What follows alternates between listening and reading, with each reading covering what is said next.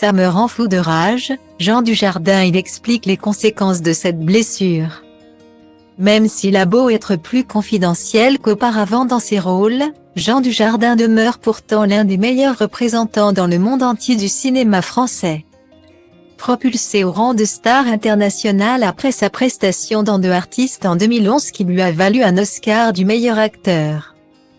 Véritable graal pour tout comédien, celui que l'on a connu en France grâce à la série télécomique Un gars. Une fille au début des années 2000 choisit minutieusement chacun des rôles qu'il décide de camper. Ainsi, l'acteur de 50 ans sera de retour dans toutes les salles obscures dès ce mercredi 22 mars.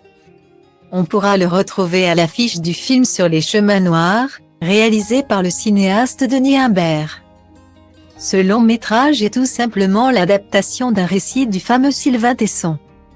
À cette occasion, le mari de Nathalie Péchala, toujours son premier soutien dans chacun de ses projets, est en pleine tournée promotionnelle et a accordé une interview à nos confrères du journal Le Parisien dans son édition du 20 janvier 2023. Il y revient notamment sur sa carrière, le succès qui lui est tombé dessus grâce à des rôles inoubliables. Mais Jean Dujardin a également pu livrer une anecdote sur l'un d'entre eux, Brice de Nice, 2005, qui lui a été inspiré par une expérience particulièrement traumatisante. Il y a un truc que je déteste. C'est la vendetta, la meute sur l'individu, débute le comédien, avant d'élaborer son propos. Je ne prends parti pour personne mais ne me demandez pas de rejoindre la meute. J'ai écrit Brice de Nice comme la revanche d'une histoire d'humiliation que j'ai subie à l'école. Le cassé, référence au film, note de la rédaction, vient de mon enfance. Voir quelqu'un se faire humilier.